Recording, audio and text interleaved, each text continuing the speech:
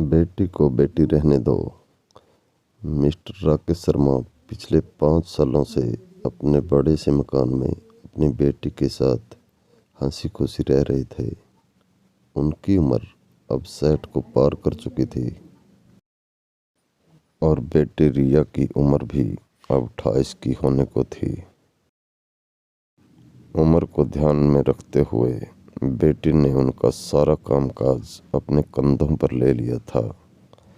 रिया अपने हर काम में बहुत अच्छी थी, जितने अच्छे से वो अपने पापा, घर और उनके कारोबार का ध्यान रखती थी, कोई और शायद ही रख पाता। अगर राकेश जी का कोई बेटा होता तो वह भी नहीं। इन बाप बेटी का रिश्ता बहुत ही प्यारा था। बिना बाबा के रिया को नहीं चलता और बिना रिया के उनके बाप का किसी काम में मन नहीं लगता था।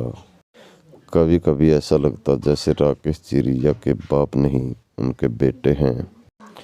रिया की हरकतें ही कुछ ऐसी थी।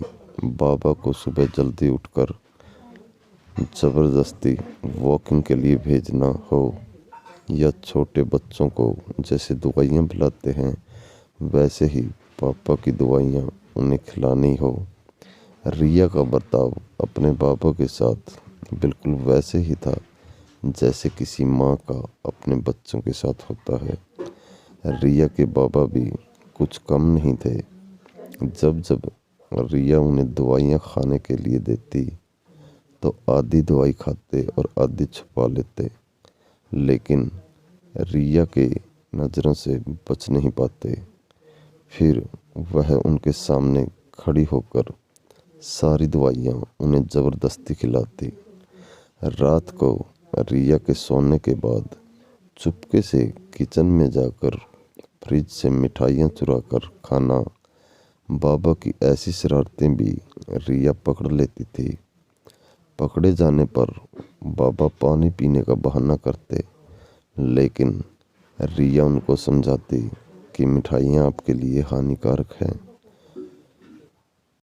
बाबा को याद दिलाती कि पिछली बार उनका शुगर लेवल कितना बढ़ गया था।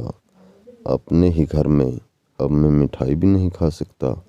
बड़बड़ाते हुए, नाराज़ होने की एक्टिंग करते हुए बाबा किचन से चले जाते। फिर रिया उन्हें मनाने के लिए एक मिठाई का टुकड़ा पापा के पास लेकर जाती और फिर वो दोनों उसे आधा आधा बांट कर खाते।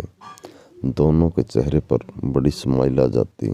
बस ऐसे ही दोनों की ज़िंदगी हंसी खुशी कट रही थी। उनका घर बहुत बड़ा था, उसमें कई कमरे थे, इसलिए उन्होंने सोचा कि एक किराएदार रख लिया जाए। पैसों के लिए नहीं, लेकिन रिया के ऑफिस जाने के बाद अकेले रह रहे राकेश जी को थोड़ा सा ही सही किसी का साथ मिल जाए, इसलिए उन्होंने अमर सिंह नाम का किराएदार रखा। थोड़े दिन बीतते थे। अमर सिंह राकेश जी से अच्छी तरह घुल मिल गए थे। वह दोनों सुबह सुबह अब साथ में ही वॉकिंग के लिए जाया करते थे। कभी वह अमर सिंह के साथ तो कभी अमर सिंह और उनकी बीवी रिया और राकेश जी के साथ डिनर किया करते थे। एक सुबह जॉगिंग के दौरान अमर सिंह ने कहा कि आप और रिया अकेले ही रहते हैं, आपको तो काफ़ी कुछ मैनेज करना पड़ता होगा। आप कैसे ये सब इतने अच्छे से संभाल लेते हैं?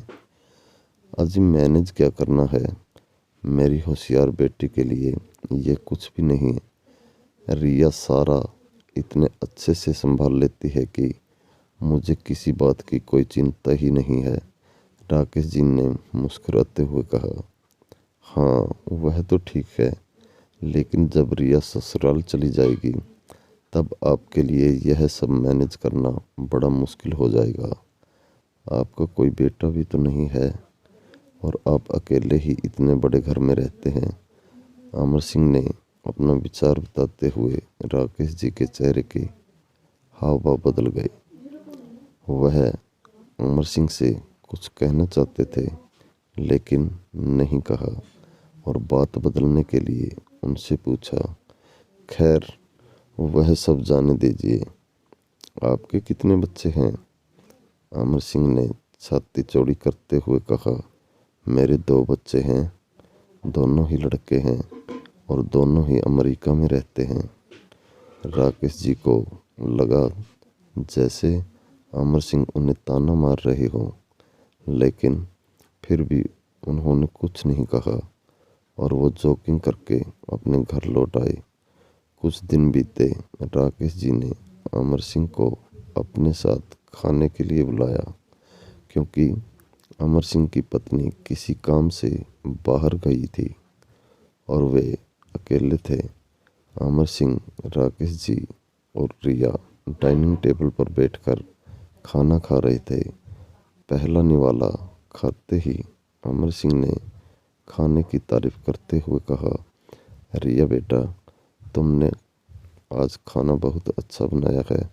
राकेश जी ने गर्व महसूस करते हुए कहा, हाँ मेरी बेटी बहुत अच्छा खाना बनाती है।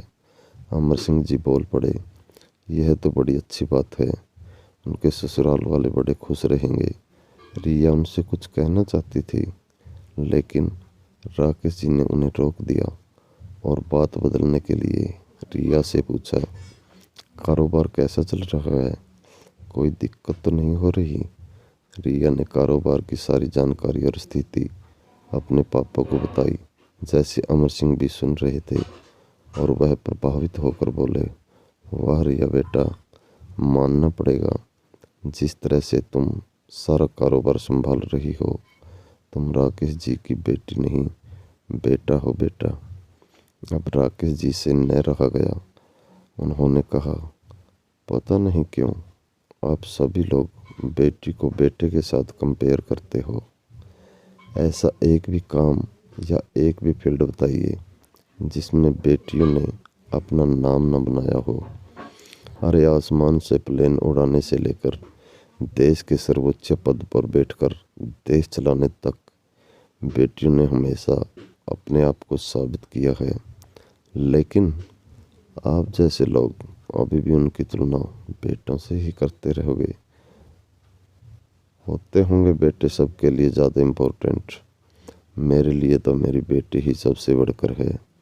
और मैं यह फ़ख्र से कह सकता हूँ, जो मेरी इस बेटी ने मेरे लिए किया है, जितना प्यार मुझे दिया है, उतना दुनिया का कोई भी बेटा नहीं दे सकता। इसलिए मैं आपसे ही पूछता हूँ, आपके 2 बेटे हैं ना? बताइए वो साल में आपसे कितनी बार मिलने आते हैं? अमर सिंह जी, दुनिया बदल चुकी है, आप भी बदल जाइए। बेटी को बेटी ही रहने दीजिए, उसे बेटा बनाने की कोशिश मत कीजिए। दोस्तों, इतनी सुंदर कहानी का एक छोटा सा सारांश आपको बताता चलूँ। आप जब भी किसी का सम्मान करेंगे तो एक बेटी की तरह ही करना। ऐसा कभी मत कहना तुम बेटी नहीं, बेटा हो। ऐसी ही मनोरंजक कहानियाँ पढ़ने व सुनने के लिए हमारे चैनल को सब्सक्राइब करें। धन्यवाद। Please like, share and subscribe my channel. Thank you.